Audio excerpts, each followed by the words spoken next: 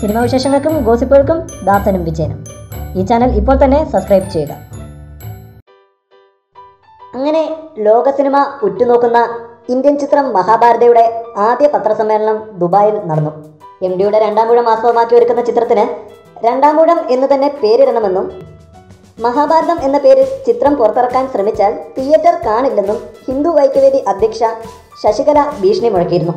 അതുകൊണ്ട് തന്നെ ചിത്രം അനൗൺസ് ചെയ്തപ്പോൾ പേര് എന്തായിരിക്കും എന്നറിയാനായിരുന്നു എല്ലാവരും കാത്തിരുന്നത്. ഒടുവിൽ ചിത്രം മലയാളത്തിൽ രണ്ടാമൂഴം എന്ന പേരിൽ തന്നെയായിരിക്കും റിലീസ് ചെയ്യുക എന്നും മലയാളത്തിന് പുറത്ത് മഹാഭാരത എന്നായിരിക്കുമെന്നും നിർമ്മാതാവ് BR ഷെട്ടി അറിയിച്ചു. ആരുടെയും ഭീഷണി ഭയന്നിട്ടല്ല മലയാളത്തിൽ ചിത്രത്തിന് രണ്ടാമൂഴം എന്ന പേര് നൽകിയതെന്നും അദ്ദേഹം കൂട്ടിച്ചേർത്തു. തുടർന്ന് മലയാളത്തിൽ ചിത്രത്തിന് രണ്ടാമൂഴം എന്ന പേര് നൽകാൻ കാരണം ശശികലയുടെ ഭീഷണിയാണെന്നുള്ള രീതിയിൽ സോഷ്യൽ മീഡിയയിൽ ചർച്ചകളുണ്ടായി. ചില മാധ്യമങ്ങളും അത്തരത്തിലുള്ള തലക്കെട്ടുകൾ നൽകി. എന്നാൽ ഇത് വാസ്തവ വിരുദ്ധമാണ്.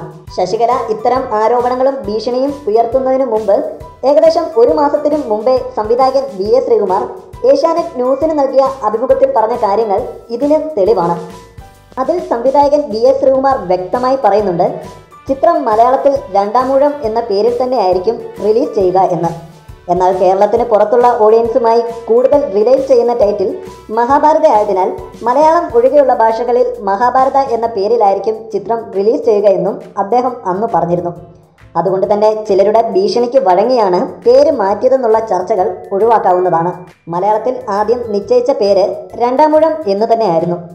കൂടുതൽ സിനിമാ വിശേഷങ്ങൾക്കും ഗോസിപ്പുകൾക്കും ദാസനും വിജയനും. ഈ ചാനൽ ഇപ്പോൾ തന്നെ സബ്സ്ക്രൈബ് ചെയ്യുക. വീഡിയോ ഇഷ്ടപ്പെട്ടെങ്കിൽ like, share, comment. Thank you.